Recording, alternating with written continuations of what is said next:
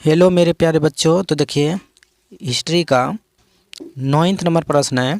कहता है फाहियान कौन था। पहले ये बताना आपको कि फाहियान कौन था। फिर कहता है वह किस शासक के काल में भारत आया था। यानी पहले तो बताना है कि फाहियान कौन था, फिर बोलना है कि वह किसके शासनकाल में भारत आया था, यानी किस शासक यानी किस राजा के शासनकाल में भारत आया था। ठीक नहीं, तब 2 नंबर मिलेगा। फाहियान कौन था बताइएगा तो 1 नंबर मिलेगा। फिर बताना है किस शासक के काल में भारत आया था, तब 1 नंबर। कितना होगा? 2 नंबर का प्रश्न है। चलिए क्वेश्चन का आता है फाहियान एक चीनी यात्री था। आंसर लिखेंगे हम, फाहियान एक चीनी यात्री था जो भारत, श्रीलंका और नेपाल, यानी जो भारत, श्रीलंका और नेपाल में स्थित गौतम बुद्ध के जन्म स्थान का कपिल वस्तु की धर्म यात्रा पर चंद्रगुप्त द्वितीय के शासनकाल में भारत आया था।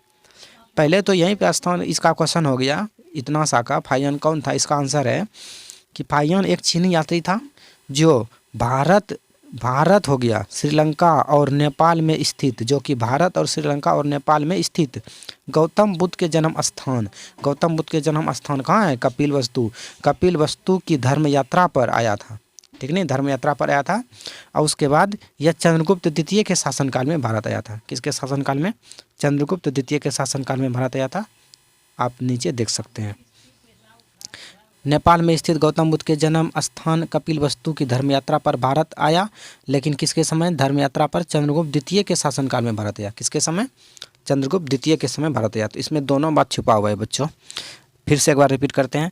फाहियान एक चीनी यात्री था जो भारत, श्रीलंका और नेपाल में स्थित गौतम बुद्ध के जन्म स्थान कपिल वस्तु की धर्म यात्रा पर चंद्रगुप्त द्वितीय के शासनकाल में भारत आया। किसके शासनकाल में? चंद्रगुप्त द्वितीय के शासनकाल में। चलिए याद कर लीजिएगा अच्छा से इसको। एक बार फिर से रिपीट कर देते हैं। फाहियान एक चीनी यात्री था जो भारत, श्रीलंका और नेपाल में स्थित गौतम बुद्ध का जो जन्म स्थान है कपिल वस्तु, उनके धर्म यात्रा पे आया था। और उसके बाद लिखेंगे धर्म यात्रा पर आया था। यहाँ पे ऐसे भी इसको बना सकते हैं, आया था। उसके बाद लिखेंगे यह चंद्रगुप्त द्वितीय के शासनकाल में भारत आया था। ठीक नहीं, बस 2 बात है।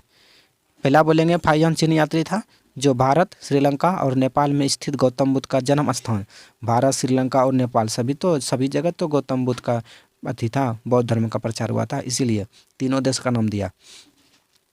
गौतम बुद्ध के जन्म स्थान कपिल वस्तु की धर्म यात्रा पर आया था और यह चंद्रगुप्त द्वितीय के शासनकाल में भारत आया। 2 बात हो गया, यानी कि आंसर कंप्लीट हो गया।